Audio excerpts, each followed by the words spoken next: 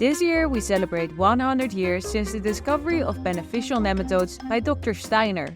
In this short documentary series, we discover the world and impact of these small natural helpers.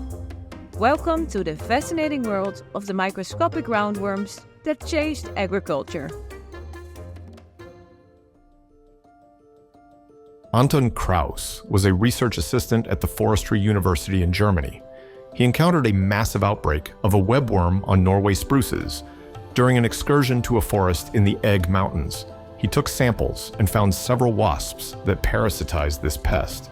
Kraus found a nymph infected by a nematode and sent it to Gotthold Steiner, a renowned nematologist from Switzerland. Steiner investigated the material received from Kraus and discovered the first entomopathogenic nematode, which he named Aplatana kraussei in honor of Kraus. At that time, in the 1920s, it was considered no more than a curiosity. It was not until the 1950s that nematodes received increasing interest among scientists who wanted to explore their potential. So we know the first entomopathogenic nematode, which is now called Steinernema kraussei, was described in the 1920s. The biocontrol potential of these nematodes, however, was first investigated by Glaser and his colleagues. They researched how an other species, Steinernema glaceri, also identified by Dr. Steiner, could control a population of Japanese beetles that had invaded New Jersey in the 50s. After its use against the Japanese beetle, it ceased to be of interest and all cultures were lost. It was not until Weiser in 1955 described a European population of Steinernema carpocapsae found in codling moth larvae that serious studies began. In the 60s and 70s, these studies led to the first entomopathogenic nematodes production for field testing. Entomopathogenic nematodes, particularly the genera that are exploited today for biological control, are actually ubiquitous. They live in many different types of soils. In any country of the world that you can think of, you make a hole and you find entomopathogenic nematodes of the genera that we use today for biological control.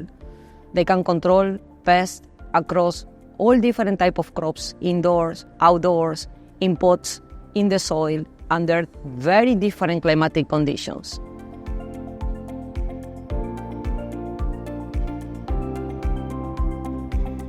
My name is Roxina Soler. I'm agronomist on my basic.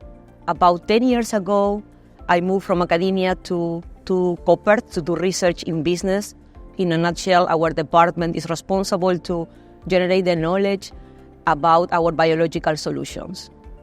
Biological control in agriculture, if you think in pest control by using natural enemies, insect parasitoids and mites overall, you can think of a date of 50 plus years.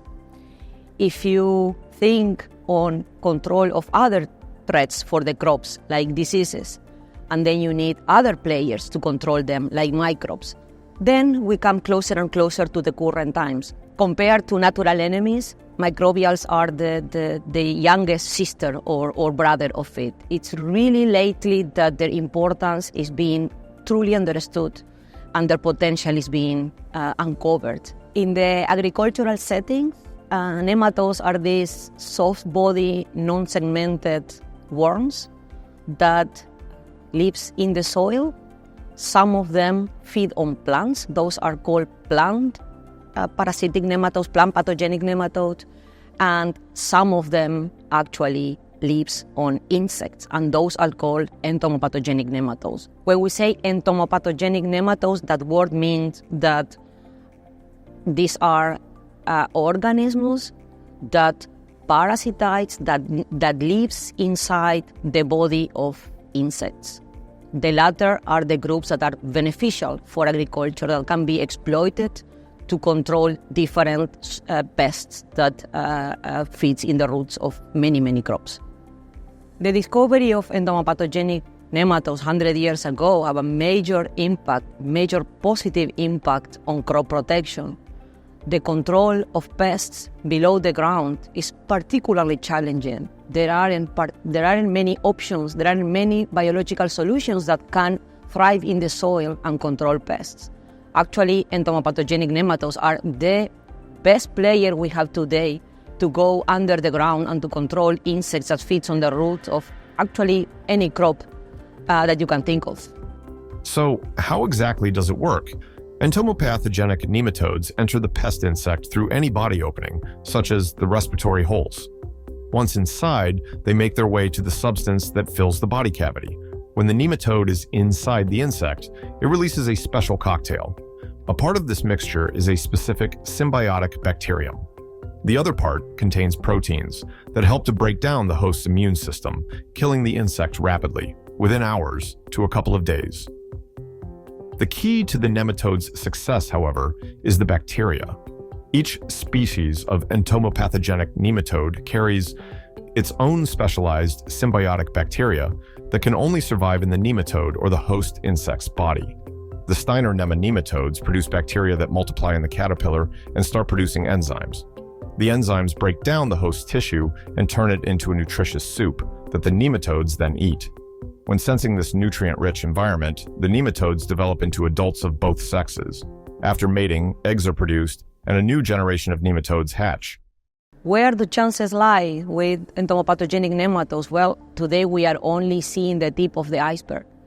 They are being used, but only to control limited number of pests in very specific regions, mainly below the ground. So definitely we can expand in terms of number of species that we could reach, number of pests that we can reach below the ground, and certainly the above ground domain that is completely unexploited today is really just starting.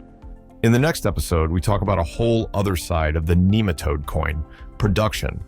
Because producing nematodes is anything but easy. Still, somehow, we've managed well. The first start was only about 50 milliliters. Then we transferred that to a 10-liter fermenter. And then we changed to 100 liter. From the 100 we went to 200, 400, and then we ended up with the gin vessel. And that was a couple of thousands. And for us that was a major breakthrough. That was the start of everything.